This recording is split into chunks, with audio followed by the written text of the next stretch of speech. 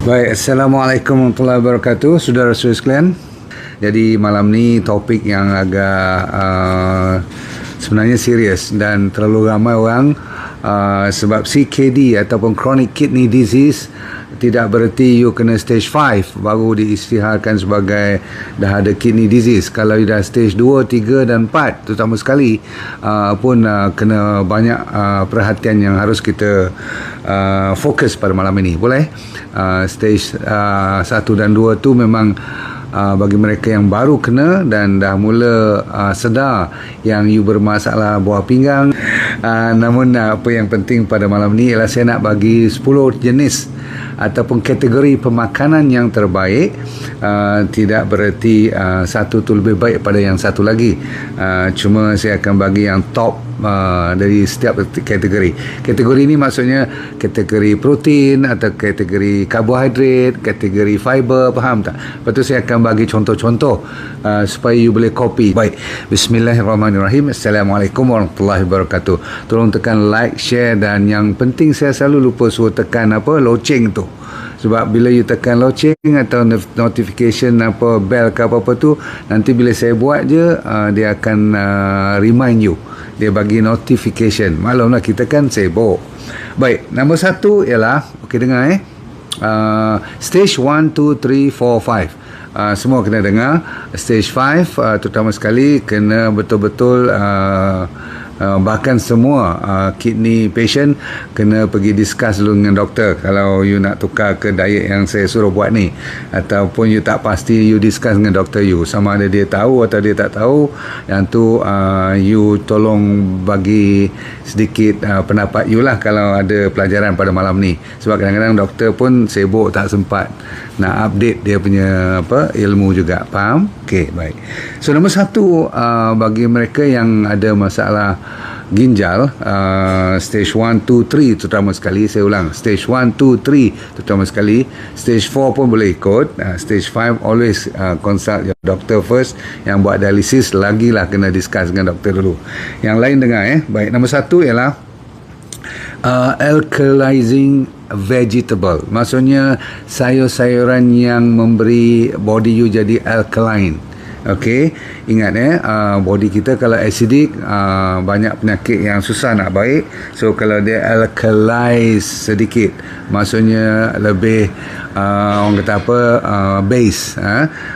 Macam kalau you ambil bell pepper, tahu bell pepper?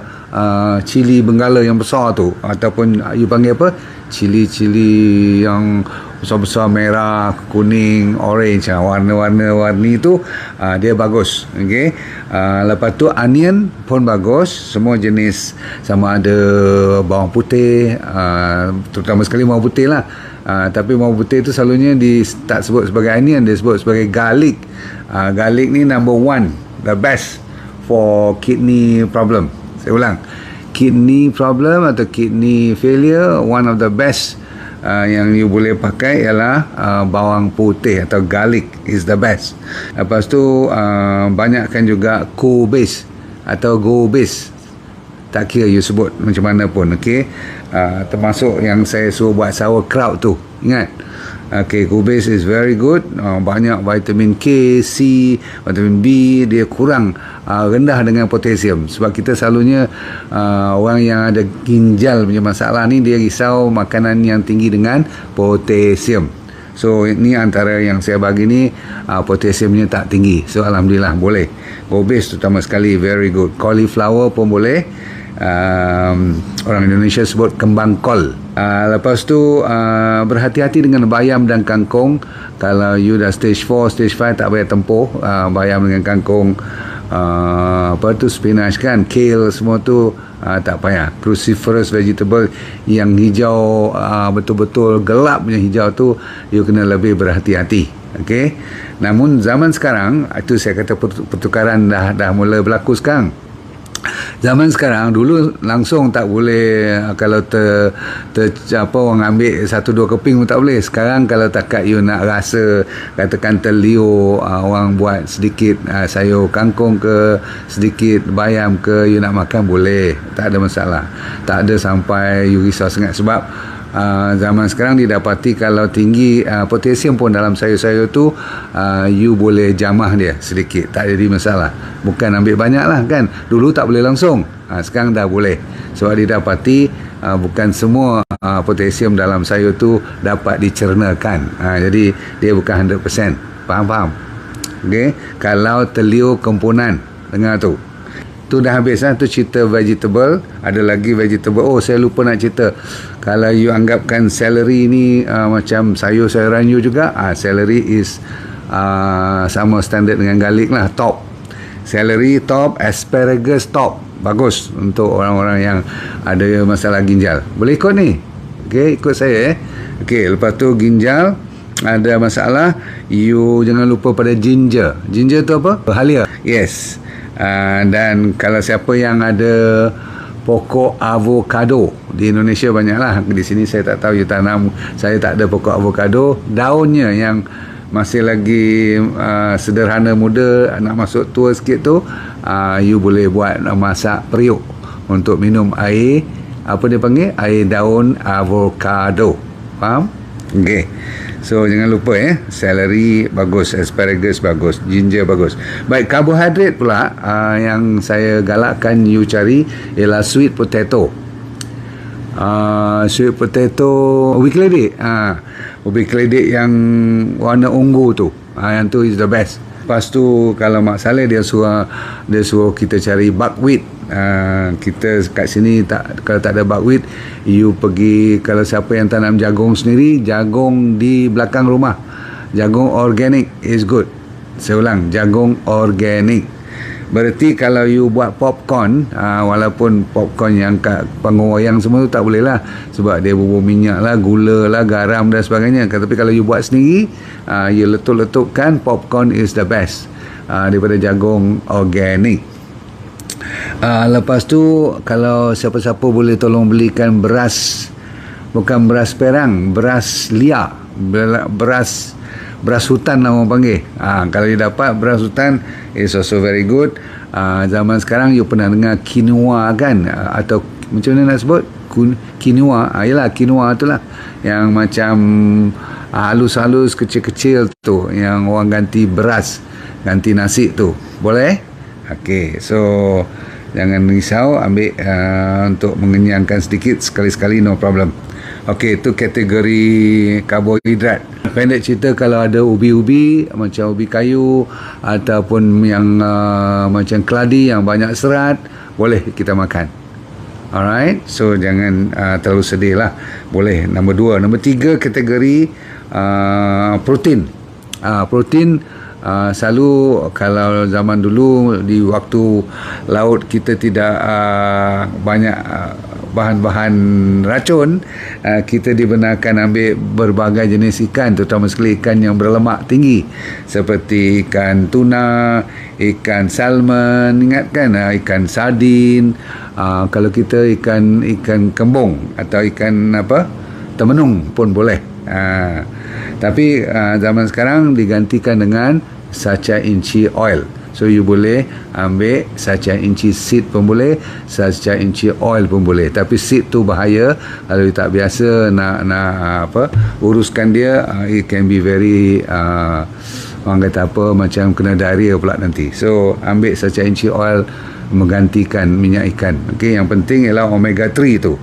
Kalau nak ambil telur, ambil bahagian yang putih sahaja untuk orang yang ada masalah ginjal. Saya ulang, white part of the egg, okey, putih telur tu, okey.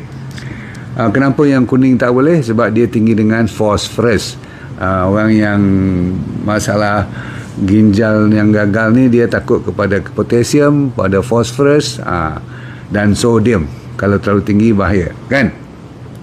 Lepas tu jangan lupa pada green peas, semua kacang-kacang hijau, termasuk edamame ke, kacang panjang ke, semua tu boleh. Chia seed is very orang kata digalakkan juga untuk campur dengan air, kembangkan dia sikit, minum, no problem. Okey, lepas pada tu kategori lemak pula. Lemak yang paling abdal ialah ni lah, minyak kelapa, kita punya virgin coconut oil. Lepas tu kelapa sawit boleh, minyak kelapa sawit lah. Lepas tu lagi sekali apa saya kata tadi, olive, saya belum sebut ya, olive oil. Tiba masanya you jangan lupa pada olive oil. Lepas tu minyak habatus sauda. Okey, ni semua minyak-minyak yang bagus. Lepas tu you boleh campur dengan kacang-kacang. Yang famous sekali ialah almond, walnut, flaxseed oil pun boleh. Okey. Lepas tu chia seed, lagi sekali chia seed. Okey. Itu kategori yang bahagian lemak. Sekarang kategori yang banyak vitamin pula. Jenis-jenis seperti mushroom. Pernah dengar tak cendawan shiitake tu? Shiitake tu antara yang terbaik sekali. Dia kan mushroom ni cendawan ada banyak jenis kan. So you cari yang tulis shiitake. Lepas tu chickpeas, kacang kuda, very good. Okay, nak buat hummus pun boleh, no problem. Okay, legume, benda-benda yang berkacang lah. Legume-legume seperti apa, dal, lentils ni lah boleh. Lepas tu kalau you nak ambil bell pepper tadi saya lupa, antara warna-warni tu merah yang paling bagus. Okay, dan vitamin D3, K2 wajib, bersama dengan omega 3 wajib. Yang ni memang terkenal untuk orang yang ada apa orang panggil kidney problem. Saya ulang, omega 3 is very as important, lebih mustahak daripada garlic pun lagi, sebab dia anti radangan kan. D3K2 ramai yang tak cukup, so wajib dua ni you kenal pasti.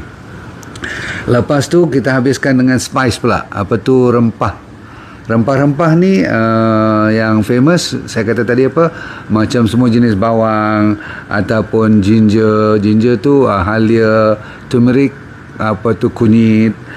So turmeric, ginger dengan garlic lah, bawang putih. Tiga-tiga ni mana-mana pun dia pergi sekali lah. Kalau you kat overseas selalunya you boleh cari rosemary. Kat Malaysia pun ada jual rosemary.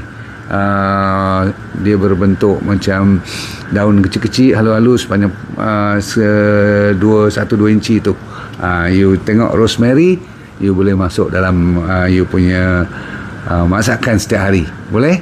Bahkan kita spice tak ada masalah, sebab kita banyak clove, banyak cinnamon, semua tu memang bagus. Bunga lawang, so semua jenis bunga-bunga tu boleh, tetapi sedikit sahaja, jangan terlalu banyak, sebab kita tak tahu kadang-kadang setengah daripada spice tu ada tinggi dengan potasium pula nanti.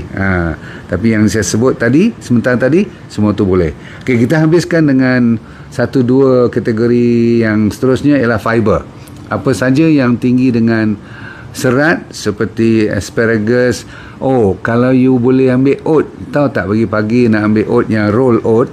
Kalau tak ada oat, ambil bali yang dah dilenyek tu, yang di berkeping-keping macam emping tu, yang tu bagus. Bali boleh. Lepas tu arugula ni kalau you pergi kat supermarket, dia tulis kat situ arugula. Berarti banyak juga sayur-sayuran kita di pasar pun boleh kita pakai. Cuma kalau you tengok, kalau terlalu gelap warna hijaunya, yang tu you jangan galakkan. Sebab selalunya yang gelap, yang hijau ni bukan tak bagus. Dia bagus untuk lawan kanser semua. Tapi sebab takut dia tinggi dengan potasium sahaja. Okey. Dan jangan lupa kepada siapa yang boleh ambil Arabic gum, silakan. Akasia ni, very good. Lepas tu second last, ada satu lagi last antioksidan ni. Siapa yang ada peluang dapat grape anggur warna merah, saya ulang, warna merah gelap lagi bagus, sebab dia ada resveratrol, yang selalunya Mak Saleh dia ambil daripada wine. Kita tak boleh lah minum wine kan, so kita ambil red grape boleh. Lepas tu kita boleh ambil all the berries. Pernah dengar kan? Strawberries, cranberries, blueberries, especially blackberries, raspberries. Semua berry-berry ni Tuhan jadikan dia amat bagus, sebab dia kaya dengan anthocyanin. Anthocyanin ni memang antioksidan lah. Dia orang kata apa, pembersih karat-karat dalam badan kita. Dan siapa yang suka dark chocolate, saya ulang dark chocolate, bukan coklat biasa. Coklat bawah pada 72-75% koko tu tak usah. Itu tinggi dengan gula, dengan susu semua. Okay, so kalau dapat dark chocolate very good. Kalau you nak buat minuman pun boleh campur dengan stevia sikit lah, sebab dia kelat, dia pahit kadang-kadang. Faham? Okay. Dan selalunya kalau bermusim buah nanti, atau sekarang pun tengah musim, you cuma kena hati-hati dengan durian sahaja. Lain semua buah-buahan tak ada masalah, sebab durian antara yang tertinggi dengan dia punya kalori dia tinggi. Bukan tak boleh makan, boleh, tetapi tak digalakkan. Dia juga tinggi dengan ada, walaupun potasium dia tu sederhana, tapi saya tak galakkan sangat, sebab dia tinggi dengan apa orang panggil gula pun. Maksudnya dari segi fructose dia. So kalau nak makan seulas, kalau ada kempunan tak apa. Tapi banyak lagi buah-buah lain, seperti apple yang paling bagus untuk buah pinggang. Buah yang paling top, apple dengan pear. Saya ulang, apple dengan pear, tetapi dengan kulitnya sekali. Bukan tanpa kulit, sebab di bawah kulit tu, dan kulit tu sendiri ada pektin, PECTIN, yang banyak membantu untuk masalah ginjal, supaya diet kita tu boleh bersihkan. Sebenarnya bukan dia nak bersihkan buah pinggang, itu sebagai orang kata apa, dia punya bahan-bahan senyawa dia untuk membetulkan buah pinggang, itu bagus. Tetapi dia sebenarnya membersihkan bahagian gastrointestinal tract you, maksudnya bahagian pencernaan. Bila pencernaan kita bagus, kita punya lawas, buang air besar sebagainya, itu juga merupakan pertolongan kepada buah pinggang yang tengah sakit, katakan. Jadi dia pun proses untuk mendetokskan. Kan kita buang daripada badan kita tu melalui buah pinggang, bahan-bahan kumuhan, melalui air kencing sebagainya. Satu lagi kita buang melalui najis, betul tak?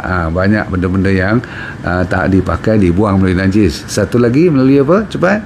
Melalui perpeluhan, ataupun satu lagi melalui pernafasan. Semua tu dikeluarkan. Sebab tu kalau you exercise, itu antara salah satu daripada bantuan untuk menjaga buah pinggang you juga. Baik. So balik kepada buah-buahan tadi, jangan lupa pada tangerine. Tahu tak musim raya Cina baru ni you ambil tak limau Cina tu, limau raya Cina, Kong Hi Fa Chai punya limau tu, yang tu bagus sebab dia kurang dia punya masalah dengan potasium semua tu, dia rendah, tapi dia masih ada vitamin C dan sebagainya, vitamin A kan.